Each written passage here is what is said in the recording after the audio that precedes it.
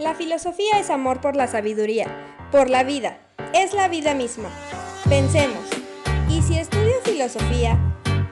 Bueno, yo llegué a la filosofía estudiando en la licenciatura, pero antes de eso, eh, pues tuve como distintos acercamientos filosóficos, quizá sin quererlo, quizá pasando ahí, y el punto clave fue justamente cuando yo estaba en la preparatoria, en la Escuela Nacional Preparatoria número 3 de la UNAM, muy cerquita de la Nueva Atzacoalco.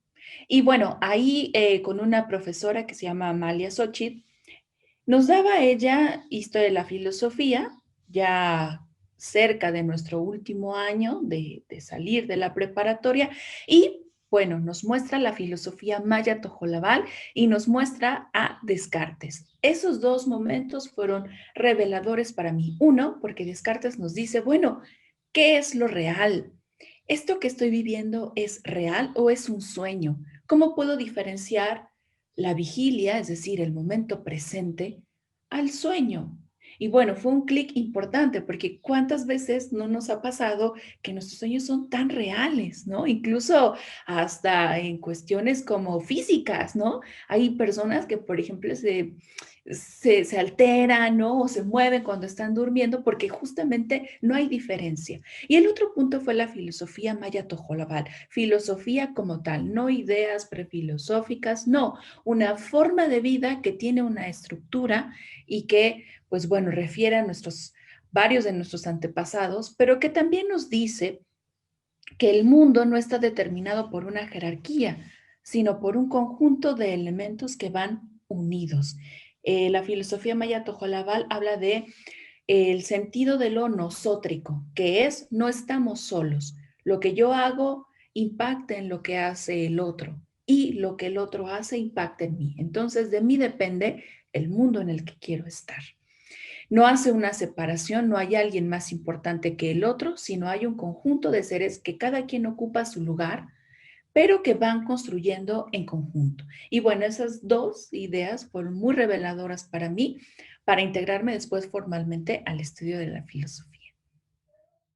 Debo confesar que yo cuando estudié la preparatoria odiaba mi carrera, mi materia de filosofía. No me gustaba, nunca me interesó hacer biografías de filósofos, ni tampoco aprenderme el alfabeto en griego, que fue lo que nos enseñaron. Pero me da cuenta al transcribir las biografías hace algunas décadas, pues que lo que decían los filósofos era interesante. Entonces yo quería estudiar matemáticas o sociología. El destino me llevó a no quedarme en la UNAM, en la carrera, y entonces al estar yendo a las exposiciones sobre las carreras y todas estas cuestiones, pues ya viendo y escuchando qué era lo que hacía la filosofía me interesó. Hice mi examen a 2 escuelas para entrar a filosofía, pensando en que lo iba a estudiar como por hobby y que ya en el siguiente año iba a estudiar matemáticas aplicadas o iba a estudiar sociología. Entré a la UAM Iztapalapa y realmente me encantó, en este caso, los contenidos. Muchas veces los profesores a lo mejor no tanto, pero los contenidos, las lecturas y el potencial me llevaron a pensar que la filosofía sí me llevaba a cuestionar preguntas que yo desde muy pequeño me hacía. ¿Qué era la vida? ¿Para qué vivimos? ¿Cuál es el sentido de la existencia?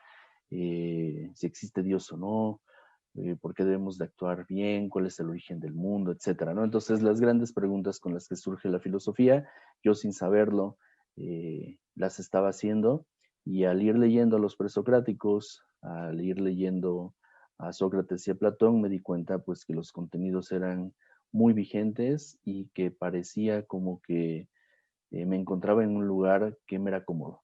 Y entonces, pues ya decidí no estudiar una segunda carrera, ni volver a hacer examen a la UNAM, y estudié filosofía y pues aquí sigo. Em, pues mi forma fue acercarme a la filosofía a través de la literatura. En la preparatoria yo leía muchos libros más bien literarios, no de filosofía, y los libros tenían personajes que mencionaban como la filosofía o mencionaban que había filósofos o mencionaban a un personaje que decían que era el filósofo, no sé, como... y eso me llamaba la atención, los libros, las preguntas que ahí se trataban, los temas que se trataban, eso fue como lo que primero me hizo acercarme a la filosofía, como filosofía, como una disciplina. Pero siempre, digamos que mi interés era muy acercado al conocimiento. Yo venía de una familia muy científica, o vengo de una familia muy científica, mis papás son médicos y mis tíos son biólogos, en general como que tengo una tradición muy científica.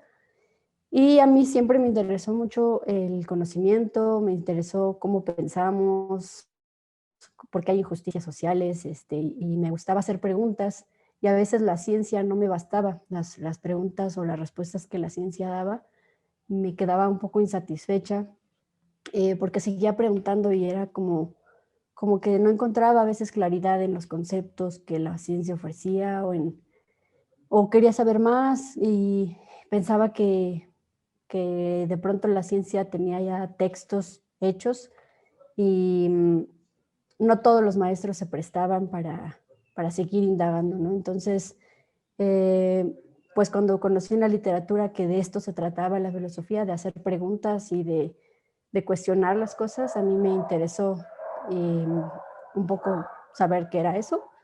Y pues de todas maneras seguí teniendo muchas dudas de si era una opción porque era algo que realmente no conocía mucho.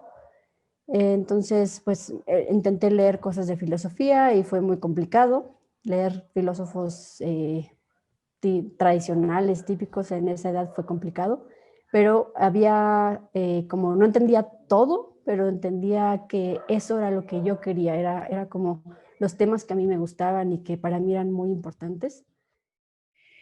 Bueno, en relación a qué características e intereses debería tener alguien para estudiar filosofía, bueno, pues hay características muy básicas. Primero, pues tener interés por la lectura, porque hay que conocer a mucha gente. También, pues tener capacidad reflexiva, que eso ya lo tenemos todos, ¿no? También ser buen observador. Y eso implica, pues, detenernos. Si tú, por ejemplo, te quedas ahí observando, viendo cómo pasan las personas, pensando qué harían, eres un buen candidato para estudiar filosofía. Si a ti te gusta pensar la realidad a través de series, libros, música, o te gusta escuchar, por ejemplo, gente que le gusta hacer canciones reflexivas, pues adelante. Si te gusta la poesía, bienvenido. Hay muchas características para estudiar filosofía, pero la principal yo diría es el asombro. Si a ti te gusta asombrarte, si tú no crees en un mundo fijo y estable, eres muy buen candidato para estudiar filosofía. Pues, ¿qué características? Uno, pues que le guste leer. O sea, si no te gusta leer o si piensas que leer es algo inútil o que es algo que solo vas a leer 3 páginas, 10 páginas y entonces ya es suficiente, no. Tiene que gustarte leer y creo que eso también se desarrolla, la paciencia para leer un libro que no entiendes, que es muy difícil y decir, lo voy a volver a leer 1, 2, 3, 4 veces hasta que vea de qué va. Voy a leer otras cosas, voy a como buscar información de donde pueda, pero voy a como tener la motivación, el interés de saber eh, qué se ha dicho en la historia o por qué se ha dicho eso. Entonces, pues una sí es leer, pero no es lo único. Creo que el perfil sobre todo tiene que ver con la curiosidad, con qué tanta curiosidad te da saber o preguntar o por más que escuches respuestas, seguirte preguntando, seguir como asombrándote de cómo es que suceden las cosas, cómo es que, o que las explica, qué es lo que significan cosas básicas como qué es ser un ser humano, que parece que pues bueno, ya somos seres humanos, entonces pues es obvio que no hay que preguntarse eso, o ya hay miles de respuestas. Entonces creo que una característica principal es el asombro y la curiosidad que tienes que tener por como el hambre de decir yo necesito vitalmente saber ciertas cosas o preguntarme ciertas cosas o ordenar ciertas cosas o al menos intentar dar alguna explicación o buscar incluso cómo se han construido las explicaciones a lo largo de la historia. Esa curiosidad es lo que más se requiere. Y esa curiosidad quizá va acompañada de flexibilidad de pensamiento, de que tengas capacidad de decir, las cosas no son solamente lo que he pensado que son hasta ahora, o porque así lo he visto en mi núcleo familiar, o es lo que hasta ahora se ha pensado así y lo tengo claro. O sea, tener como un poco la distancia o la capacidad de decir, pues puede que no sea así como lo he pensado tantos años o como lo he escuchado de personas que quiero mucho o que admiro, que tengas como apertura crítica, ¿no? Que tampoco seas como cualquier cosa te creas o cualquier cosa, sino que tengas simplemente una disposición a explorar más allá de lo que está en tu cara o en tu ambiente, en tu núcleo más cercano. Bueno, yo diría que habrían al menos 5 características. Una, un gusto e interés por la lectura y estar reflexionando textos de terceras personas, porque pues la lectura de filosofía es básica y pues la vida del estudiante de filosofía pues es regularmente acompañado de los textos y escribiendo mucho, ¿no? Entonces uno va adquiriendo el hábito de la lectura, de la comprensión de lectura. Una segunda característica que creo es que uno no tenga miedo a preguntar, que uno no tenga miedo a externar sus dudas, sus preguntas, sus comentarios, porque si bien a lo mejor no las da el profesor en turno, sí la dan los textos o lo va dando la misma vivencia de la filosofía.